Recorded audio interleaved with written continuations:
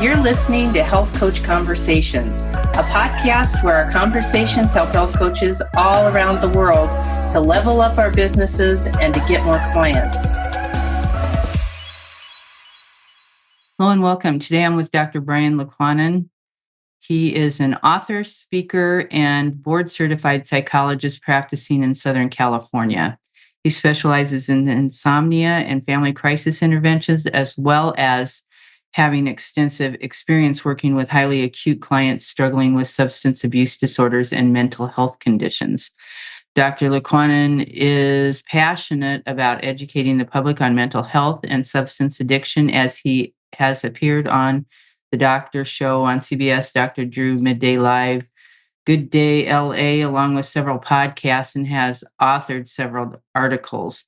Additionally, his book, How to Get Your Resisting Loved One into Treatment, a step-by-step guide for mental health and or addiction crisis, is a strategy guide to help family members with loved ones refusing help or treatment. Last, in order to maintain a sound mind and body, he trains and actively competes in Brazilian Jiu-Jitsu. Today, we're going to talk about how to get your resisting loved one into treatment. And I know there's a lot of us that are interested in this topic. And I know there's a lot of coaches who work with people and approach this topic every day. So I'm going to start off with this. Can you get somebody into treatment, or do they have to get themselves into treatment?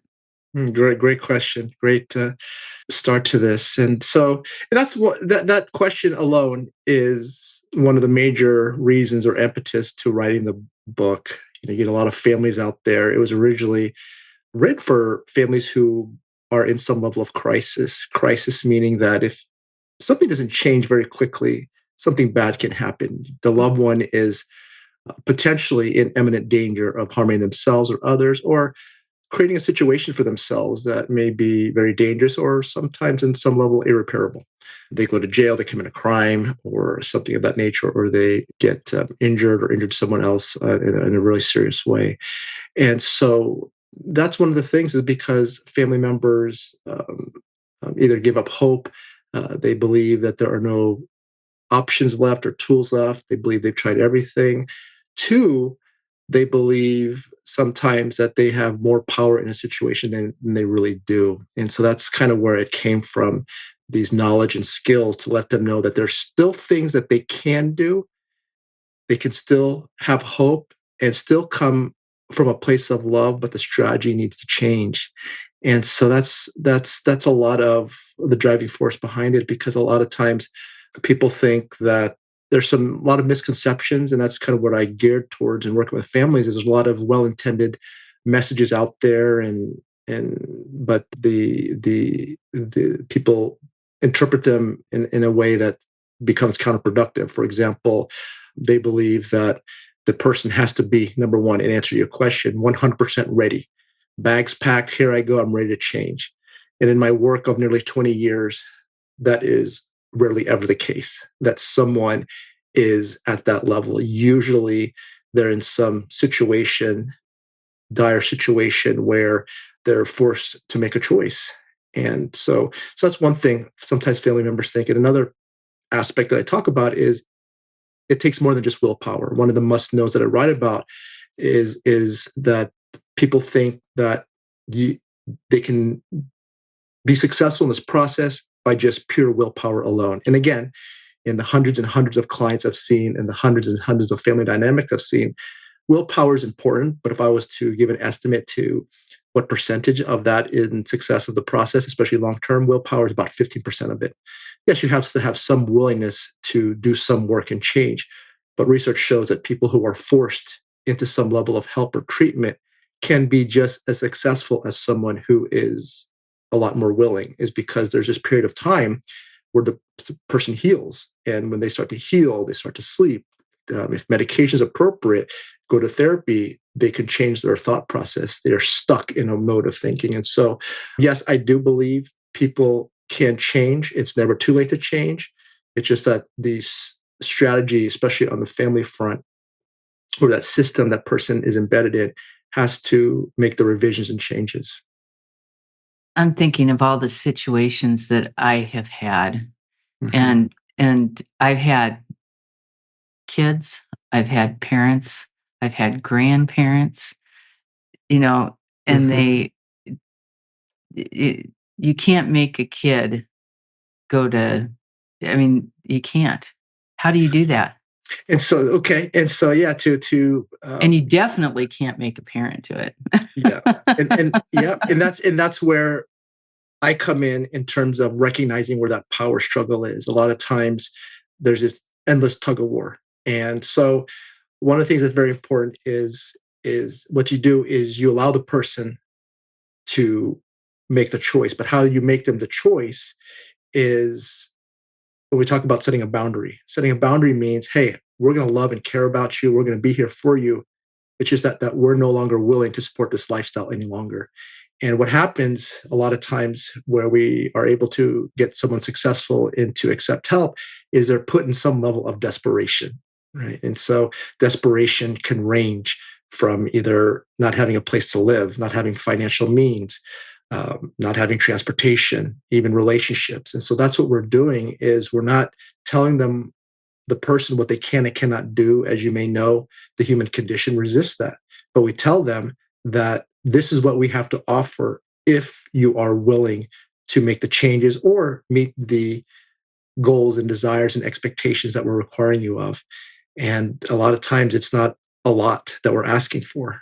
And it's that just being very clear on where our stance is and that we're no longer going to willing to support this lifestyle because we are doing more harm than good Mhm. So when we you're are. letting them become so uncomfortable that they have to make a decision.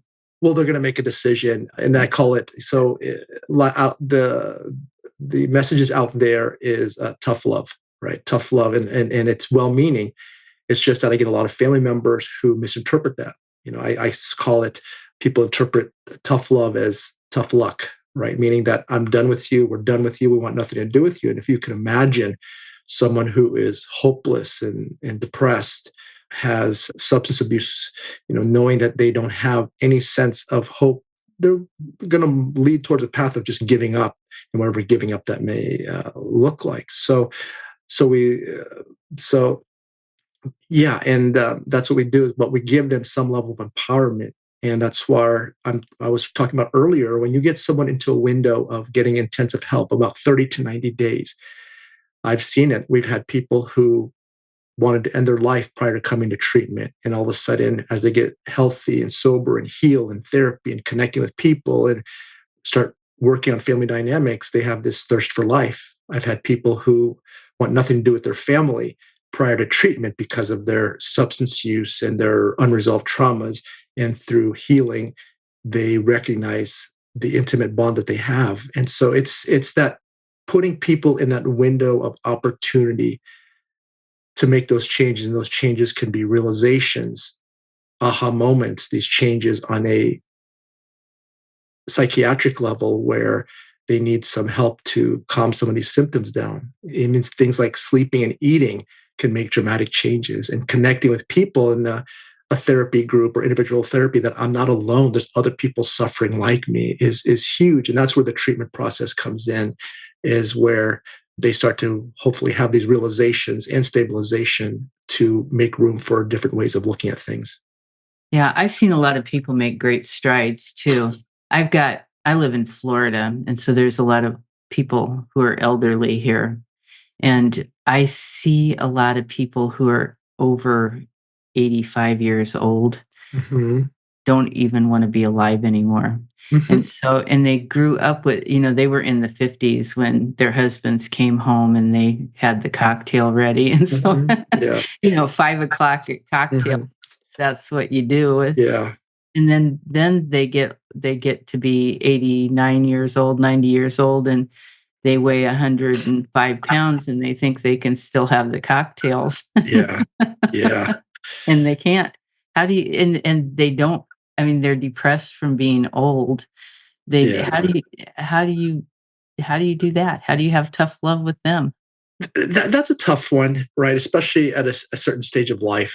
And what we, like I said, what we have to recognize as loved ones and family units is recognizing how much power we have in a situation, how much control we have. And I do believe the reason why I'm really work with families is you got to make these changes sooner than later, because the longer someone is in a certain state of being, whether it be with a condition, a lifestyle, the harder it is for them to break free from that. But it's still very possible that they could break free from it. And that's why it's very important for certain family members to accept certain realities. And a lot of times when families get stuck, when they come to see me, two of the major, most driving forces, or what I call the oil and gas of the disease, at least of this disease of mental health and substance addiction, is guilt and fear.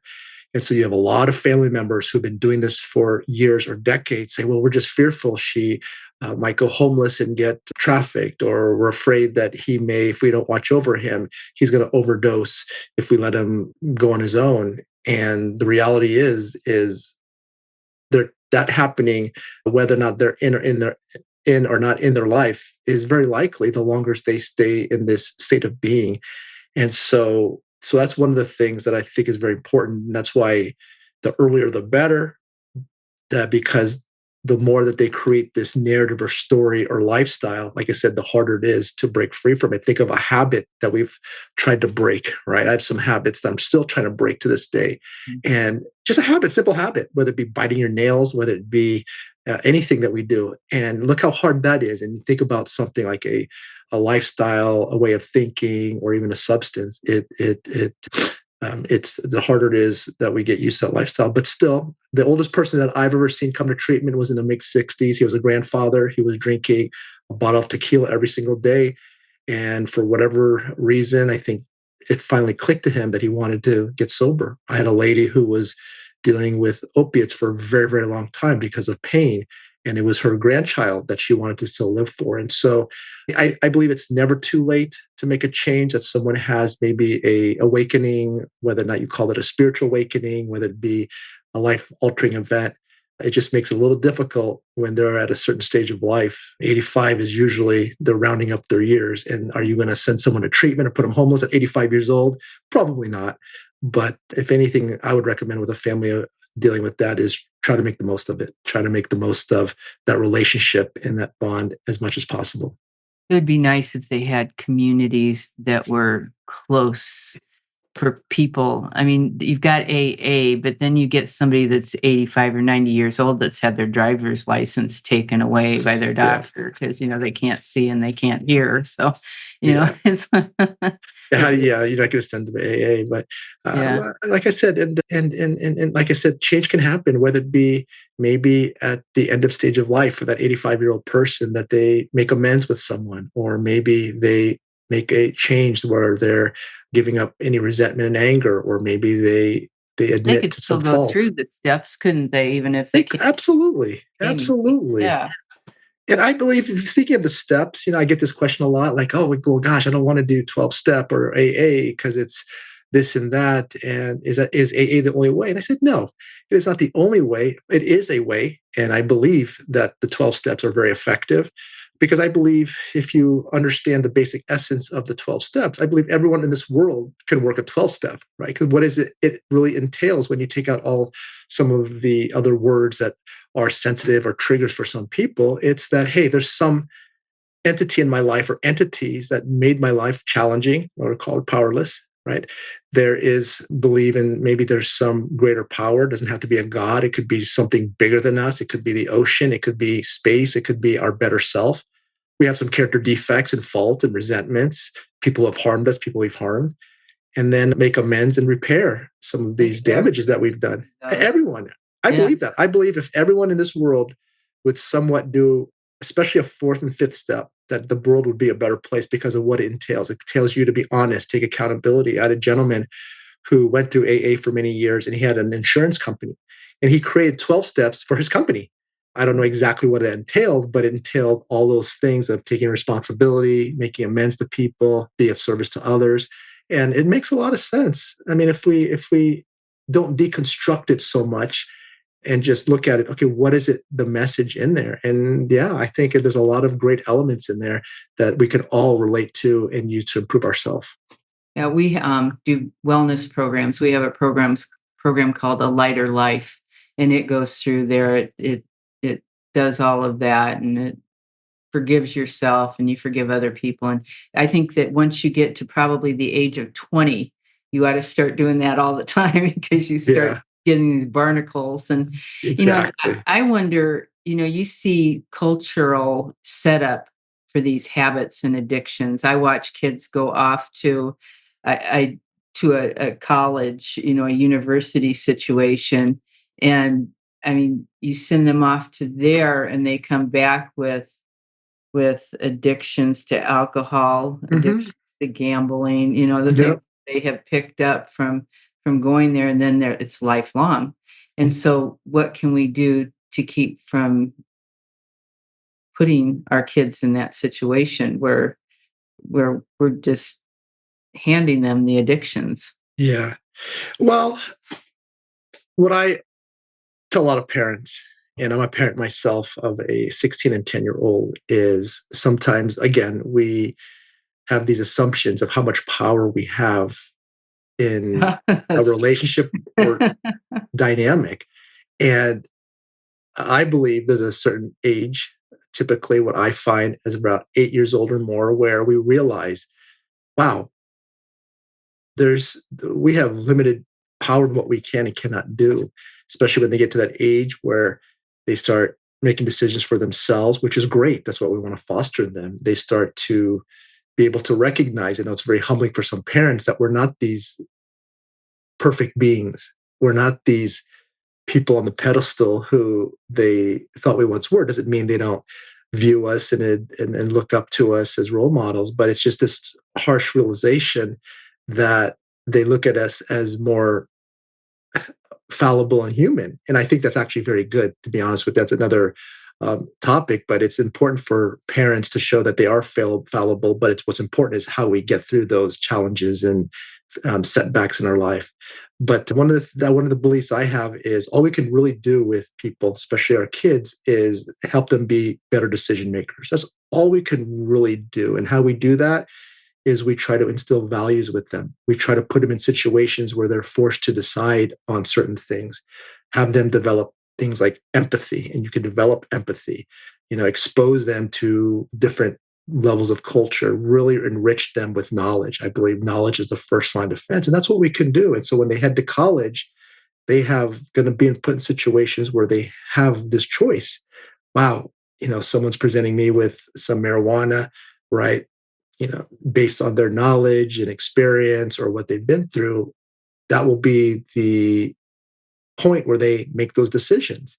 And so, yes, you're right. College and just anywhere, college and anywhere else, it has those potentials. And we can also, especially in a college level, encourage them and check in with them and still have dialogue with them, having intimate bond, encourage them maybe to seek counseling, whether or not they feel like they may need it or not, just for support, and just really keep ties with them and be able to recognize. And college is not just a diploma, it's a life experience, and they're going to make mistakes and they're going to recognize their strengths and they're going to have all kinds of processes taking place there. But I think those are the biggest things, is helping them, prepare them to be good decision makers. And I believe that's really how much power we really have. Make a bigger impact with our bundled impact programs, valued at $23,000, now available for just $5,565. Create your own programs with the content provided by the Health Coach Group. Elevate your practice today. Visit thehealthcoachgroup.com.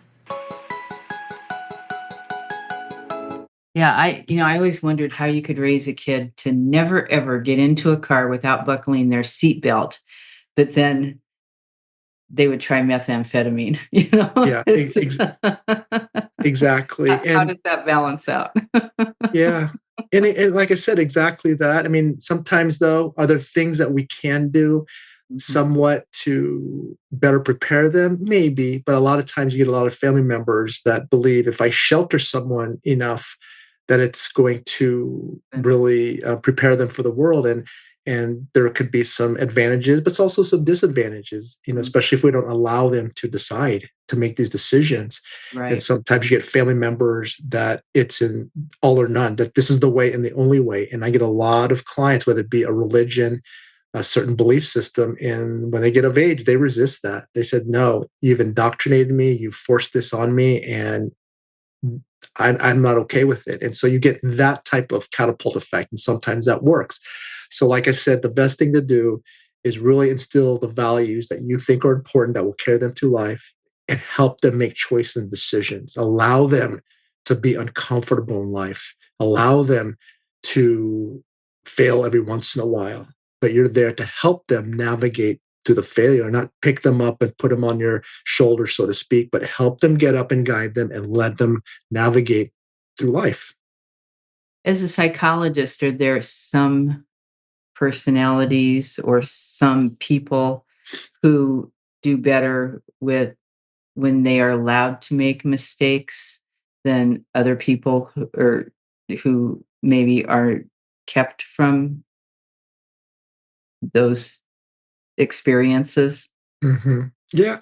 Well, if I may, I know you might have a wide-ranging audience and so forth, but one thing I always like to do is sort of define terms, because sometimes we just assume based on what we know, and we assume everyone else is on the same page. Like, for example, if we have 10 people in a therapy group and I ask each of them to define depression, I guarantee I'm going to get 10 varied definitions of depression, but we just assume that depression looks like this and that.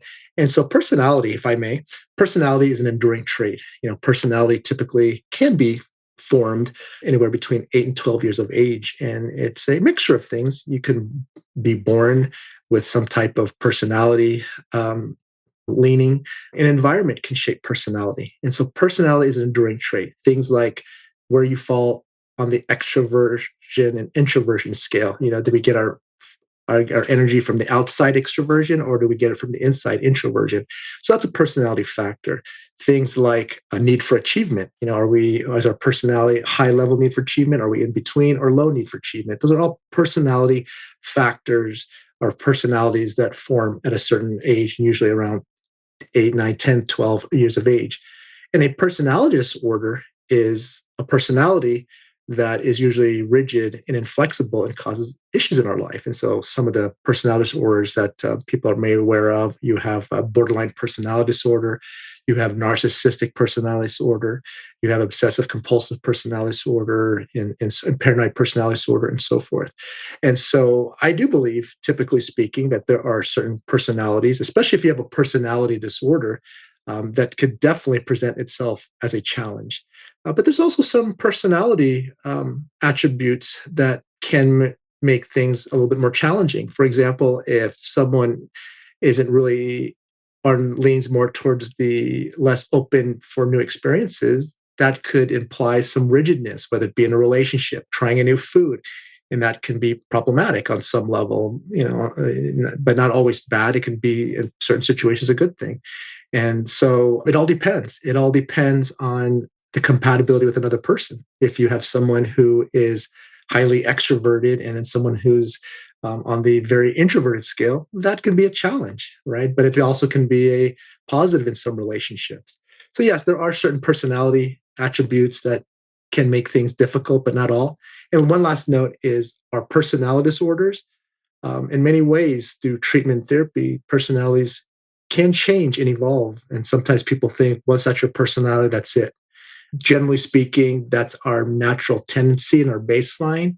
But sometimes we can, borderline personality disorder, which, it is shown that sometimes people grow out of it, so to speak, through therapy and difficult work, and they can move away from being so tied to that condition. And so it's not a cemented attribute, but it can be revised and changed and improved, especially when it's a disorder of some sort. Okay, we'll get back to your book now. How's that? Oh, okay. All right.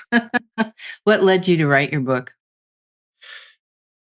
Yes, great question. Great question. And if I can just tell you a little bit what I do, and that's kind of how it led to it. And so through therapy, so I've been doing clinical therapy, individual therapy for quite some time, almost 20 years.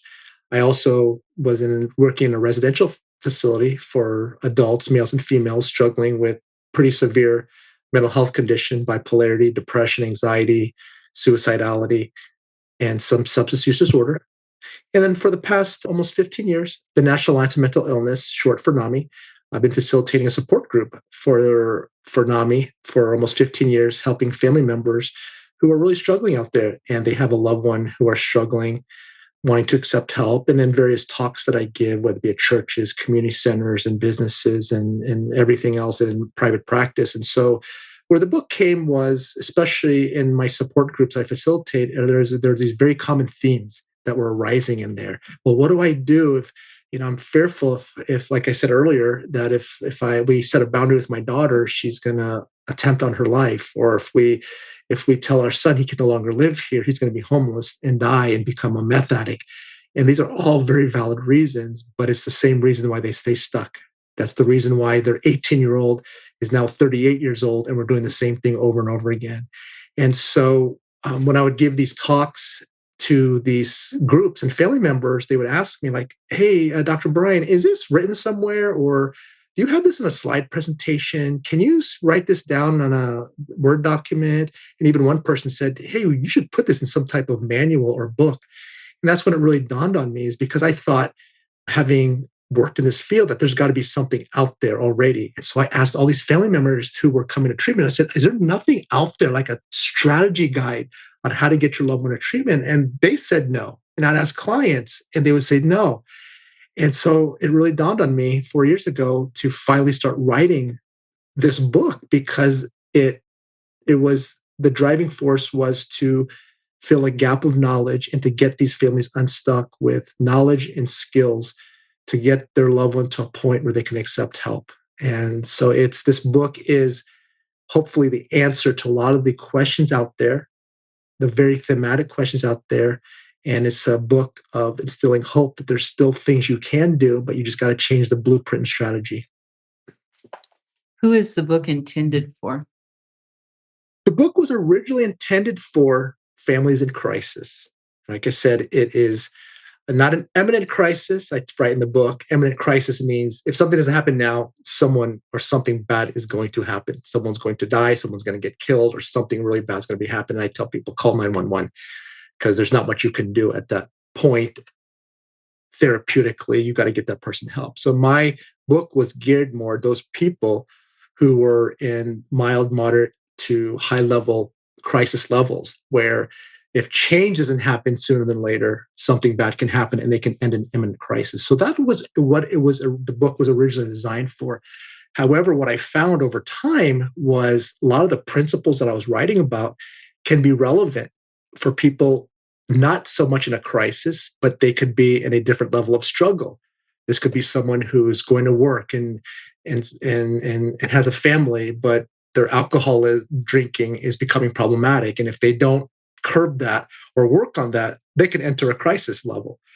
So that level as well with some of these principles. And also what I found is a later chapter I wrote are what I find are the most consistent, or what I call robust factors that differentiates a strong recovery program, a person's personal recovery program versus a less strong or weaker recovery program. And these consistent attributes like being honest, fellowship, all these attributes that are critically important. So it can work for someone who's achieved a level of success and they want to maintain long-term recovery. And so it originally started, back to your question, it's really started for families in crisis. They don't know what to do, but it actually, when I look at the book from a bird's eye view, this could be applicable to anybody on the spectrum of needing help or wanting to get healthy.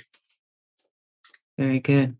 Is there a shortage of help for people with addictions right now?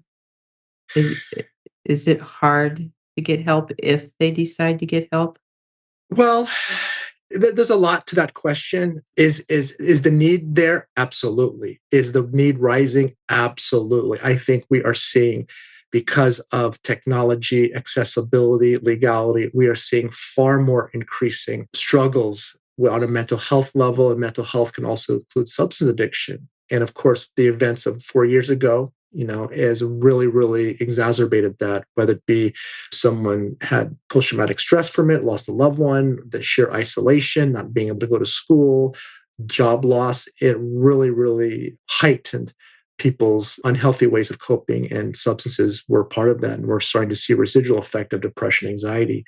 And so is there a need? Absolutely. And is it going anywhere? No, the need is there. Do we have enough clinicians? We could always use enough clinicians. And some of the challenging part are sometimes accessibility and affordability. And that's one of the things I want to talk about, is that I talk about in my book, is although my book mentions the word in the title, treatment, I like to tell people treatment doesn't necessarily mean formal treatment. You go to a facility.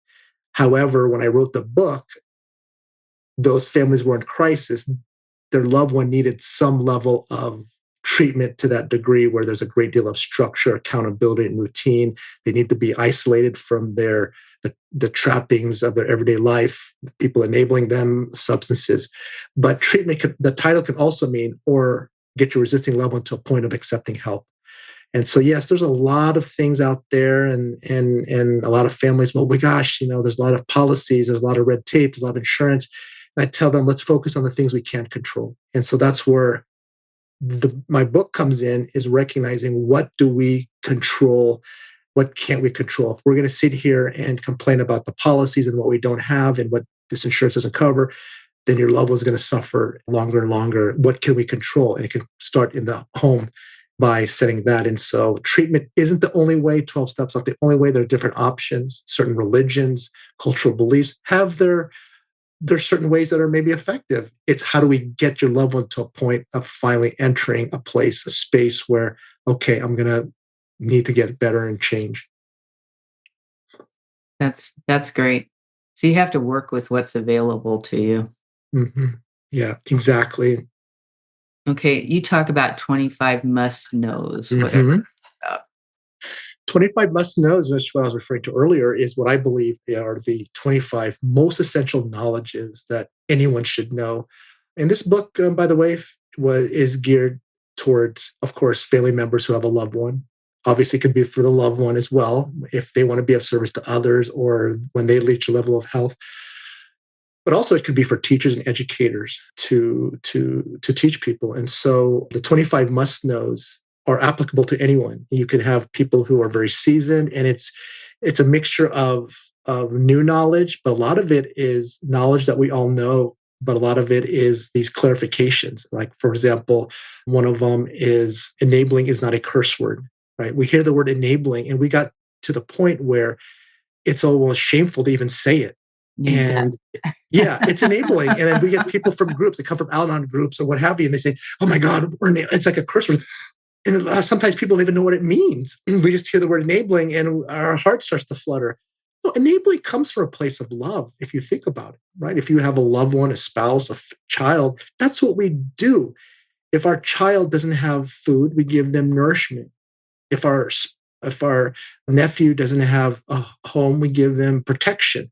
If they don't have transportation, we give them accessibility to resources. And that's what we do. However, enabling perpetuates the problem, right? So we've got to recognize it's coming from a loving place. And that's what I mean by we have to change things. So, for example, if your son loses his 4th job in 6 months because he can't get up because of alcoholism, and we continue to allow him to stay in the home and give him money, where's the motivation to at least work towards entertaining the idea of getting healthier or sober, right? And for example, not a substance, if someone keeps cheating on you and you keep taking them back for the 10th time, where's the motivation to stay loyal or faithful, right? And so people will do things, the reality, they will do things if they believe they can keep doing it. And that's where we see families stuck. If someone can leave treatment after 3 days and go back home, and you find out, oh, this is the longest they've ever been is 3 days, where's the motivation for them to stick it out? The family unit has to say, you know what? No, we're not doing this. If you leave treatment, you're not coming home. This is what we're willing to support. And so that's a lot of what we do. And 25 must-knows are a lot of those knowledges like that. And the very most important one, which was the driving force behind the book, the very first must-know is to have hope. Because truly, getting help and treatment can work, and it's never too late. It's just that, like I said before, we just have to change the strategies, and we can still come from a loving place, but we just have to come together with a unified vision and revisit the strategy. So that's what the 25 must-knows are in a nutshell. Join a community of dedicated health professionals at the Health Coach Group. Share knowledge, gain support, and grow your practice with like-minded individuals. Become a part of our community at thehealthcoachgroup.com. Okay, and then tell me about your 80-20 model. 80-20 model is something that I developed. And so a disease, we all have some form of a disease. We always think a disease is, okay, you have what medical condition do you have, or what psychiatric condition do you have, or what substance do you have? And disease, to me, as you may know, I've heard it from people in the 12-step arena say disease, it means not at ease. I think that's a great play on words. I don't know if that's an actual definition, dis and ease, but not at ease. And so I believe we all have some version of a disease or diseases, right? Selfishness can be a disease. That's not a medical condition. That's not a psychiatric condition. But if it causes problems in your life and it's been long lasting, that's your version of disease. Hedonism, which is this seeking of pleasure, right? It's not a medical diagnosis or psychiatric diagnosis, but it's some entity that if it causes problems in your life, that's your disease. The 7 deadly sins, right? If you can relate, greed, envy, pride, gluttony. If that's something you struggle with and causes problems in your life, that's your version of disease. So we all have our own version of disease. So therefore, we're all in some form of recovery. And we always think recovery is, oh, well, how long did you recover? Are you recovering from your stroke? Or when did you have your heart attack? Or what substance are you getting over? We're all in some form of recovery because that's just a plan in place for a healthier living. And so we all have a version of disease. We all have our version of recovery. And so I just want to upfront that. That's another knowledge that I have in my must-knows. But the 80-20 model is because I personify this disease, meaning giving it some human-like attributes. Because if you take out the disease of a loved one, that disease, whether it be depression, low self-worth, suicidality, bipolar, you'd be amazed of how much people brag about their loved one. And you'd be amazed of the level of talent in people that come to treatment. These are scholars, aspiring athletes, parents, business owners, grandparents. But what happened is that disease has literally infiltrated them. And that disease is always going to be a part of their life to some degree. I'm hoping that's 15% rather than 95%. And their job is to manage it. And so with the disease, again, is because when we can externalize something that's very separate than them, we can understand its tendencies, its ways of thinking and themes. And it's like this external entity that we literally understand, no different than an opponent or an adversary. And so the disease, I believe, has an 80-20 where that comes in is 80%, I believe, of why someone struggles, why they have anxiety, depression, why they have these alcoholism and so forth. 80% is legitimate. They may have had a predisposition to alcoholism because both their parents were alcoholics, or maybe they had abuse as a child. Maybe they had their father leave the family at a very young age. Maybe they have a genetic condition. And so 80% of why that person struggles is legitimate. 20% is manipulation. That's the part of the disease that the families need to shut down. Manipulation is getting people to do things they normally wouldn't do. And we know there's thousands upon thousands of ways we can manipulate.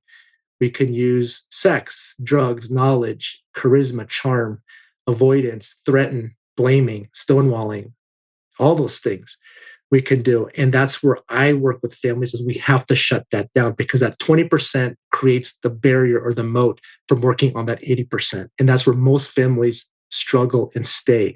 That disease loves to hover around that 20%. Oh my gosh, if we set boundaries, she's going to, like I said earlier, she's going to commit suicide. If we tell him he's got to go to treatment, he's never going to talk to us again. And families stay stuck there because of guilt and fear. And that's part of the sickness. And families have to shut that 20% down to make any chance of working on that much needed work on the 80%. Well, that number makes it sound a little bit more doable too. It makes it doable. And I get family members all the time say, well, Dr. Brian, I think it's reversed.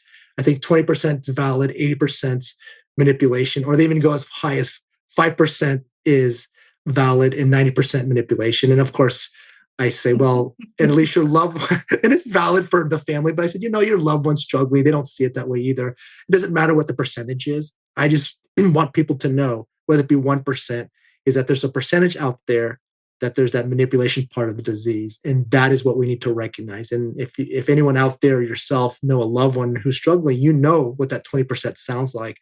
That threatening, the blaming, all your fault. You weren't there for me. You were an alcoholic when I was a teenager. Who dared you to tell me? And that's all the places where people just stay stuck. They don't always believe all that either. That's just... That's part of the disease. They don't believe it. And that's where families come in when we don't reinforce the behavior. Because if someone can threaten that, well, what's the worth of living if I leave treatment and you're not going to accept me back home? It's so ingrained, they may not even know that it becomes just so reflexive. But what we do as a family members is we want to communicate that that's no longer going to work and realize that that's not okay anymore. And if I may say, you may have heard this before in recovery, the 3 inevitable consequences to untreated mental health or addiction, where it's progressive and gets worse, is we have to accept, not emotionally, but we have to accept the reality that your loved one can end up in jail, hospital, or institutionalized, or they can die. Homelessness is temporary. Yeah, homelessness. That's a bad thing. Hopelessness is a temporary stay, because with untreated, they'll end up in jail, hospital, or they lose their life. And that's where most people, and you have to accept the reality of that, not emotionally. I don't think we can ever, as a parents, accept, or a loved one, that reality. But we have to accept, we can't accept it emotionally, but we have to accept the reality, because that is what keeps us stuck. And like I said, I've seen people attempt suicide 48 hours to come into treatment. They were psychotic, meaning hearing voices because of meth addiction, wandered the streets. They were running on the freeway half naked because of cocaine abuse. But they're able to get better and help. We just have to put them in that window of opportunity to start healing. Can you explain what H2O means in your book? Ooh, H2O, you're going to give all my secrets away. Can I? So H2O. We're going to read the book. Okay. We'll link it. We'll link it underneath. I'm going to definitely read the book when we're finished talking.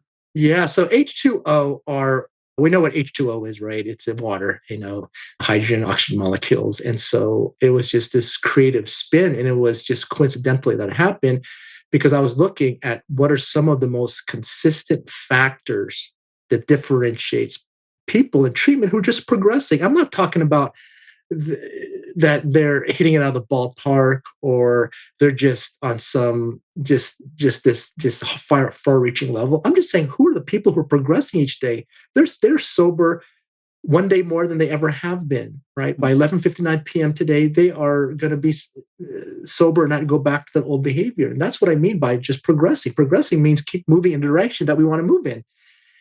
And I look at all the most consistent factors, and H2O are the most consistent. H2O, 2 H's and 1 O, stand for honesty, right, is the first H, humility, and the O stands for open direction. And those are the 3, and I explain them more how I break those down, but those are the 3. And to the point where in my book, I call it the disease's vaccine. It's literally that it is the best, the most robust factors that are able to extinguish or manage disease on a great level. Those 3. And because whenever I look at people and work with people that are struggling, it's never failed in almost 20 years that they were high in every single one of those factors. They were deficient in one or more of those when they were struggling. And all the people who are successful to this day, sober and what have you, and whoever I talk to or work with, they are very high in every single one of those factors. They're honest, they're humble, and they're open to direction. So that is what H2O stands for. And I go as far as saying it's the disease's vaccine. What's the difference between a relapse and a lapse? And why is that important for families to know? Just as an example, someone who has been clean, and I hate to say it that way, but that's the only word I can think of right now, for 15 years. Mm-hmm. But goes to AA 3 times a week still, because it's So is there a relapse? Tell me in that context what a relapse and a lapse is. Yeah, very good, very good. And so, and how I correlate that is correlating meaning relationship means that, and I call it in one of my must knows, I say relapse and lapse, they're siblings but not twins. And that's what I say about it is because, and I correlate that to the difference between a relapse and lapse is differentiated by the strength of one's recovery program. So remember, again, recovery program is our own personal path for healthier, better outcomes. And I believe our own recovery is at the essence of the most important thing in our life, because without a strong recovery program, everything else is secondary. We can't be a good parent, a good spouse, a good colleague if we're not in our most optimal recovered self. And so someone with a weaker recovery program will find themselves in what we call a relapse. A relapse is this major dip. So, for example, some of the attributes of a stronger recovery program mean you have fellowship, you have accountability in place, you have vision and goals, you have purpose in life, you have a lot of these healthier mindsets, you have the honesty, the H2O, humility, open direction. But someone with a weak recovery program, they don't have those. And so they go through life trying to white knuckle it. They're not really making changes. And if some stressor happens, a relapse is a major fall and dip. And without a fellowship, accountability, and tools in place to climb up that dip is very, very hard, right? And sometimes they may get to a baseline level, but still without working on a strong recovery program, something else happens, they dip. A breakup, they start hitting the bottle. A job loss, they stop taking their medications. Okay, that's a relapse to me. A relapse are these major falls that, and sometimes they never recover from it. Sometimes they can lose their life. But to me, and that's usually a relapse is usually correlated to a weaker recovery program. But a stronger recovery program can lend itself to a lapse, which is a slip. So, for example, you were sober for 10 years. Let's go less than that. Let's say you're sober for 6 months, and all of a sudden you have a job loss or a stress or a breakup with a significant partner, and you have all these tools. You have this recovery program in place, but all of a sudden you go to the bar and hit a bottle. The difference between a relapse and lapse is because you have a recovery program in place, you have people to turn to, you have support system and skills, you're going to be like, oh crap, what did I just do? And all of a sudden you get back on track. So a lapse is a slip. Now, I get a lot of people in recovery, of course, they were going to hear what they want to hear. Oh, wow. I'm telling them, no, don't normalize and tell your family members that, hey, gosh, Dr. Brian said it's okay to lapse. It's normal. I said, no. You know how people do that as well. And I said, no. But it happens. It happens. And that's what it helps on the individual and family level, because on an individual level, they're going to think they're a failure. It didn't work. And family members are going to sometimes have the response like, this is all a waste of time. It's back to it. I said, no, think about it. Let's say they were in treatment for 45 days. Well, prior to treatment, what would have happened when they would have drank alcohol? Well, they would have committed suicide. They would have drank so much, they would have went to meth and got psychotic, or they want to wander the streets. I said, well, what happened this time? Well, he drank a bottle of alcohol, and then he did it for like 2 days and got back on track. And so that's the difference. And that's where I really help family members know that a lapse, do we ever want to lapse? Absolutely not. But it's not a failure. It's not a complete on an individual, the person struggling on the family level, to know that it can happen and how do we recover from it. But like I said, it's the recovery program that is critically important, that differentiates, I believe, between a relapse and a lapse. We've gone over on our time, so I'm going to ask you one last question, and if you want to cut it short, we can. What's the main message that you'd want to communicate to the individuals who are struggling with their people that they love and they feel helpless?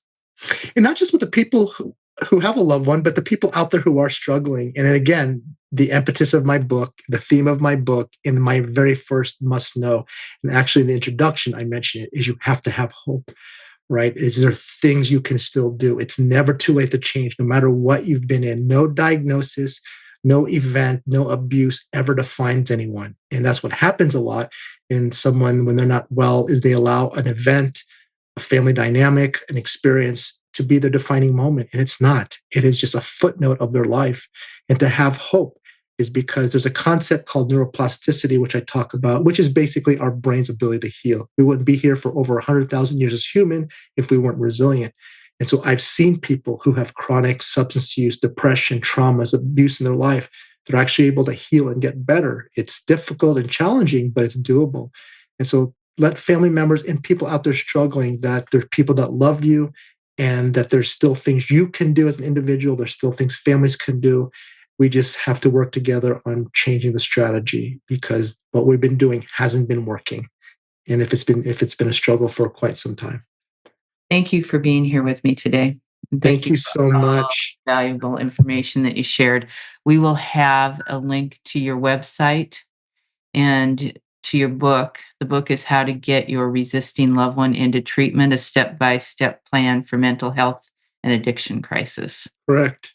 We can get that on Amazon or in any bookstore. You can get that on Amazon and on my website as well. I have links and actually, if you're debating if you want to get it or not, there's an excerpt on my website at drbrianlicuanan.com. And so you can, I think there's like 3 pages worth. And even on Amazon.com, there's there's feedback of people who reviewed my book. And there's also a little bit of excerpts on there as well. So if you want to get a feel for it, it's available on Kindle and paperback as well. Great. Thank you so much. Have a great week. Thank you. Thanks for listening to the show. If you liked what you heard, please give us a 5-star rating or review on iTunes.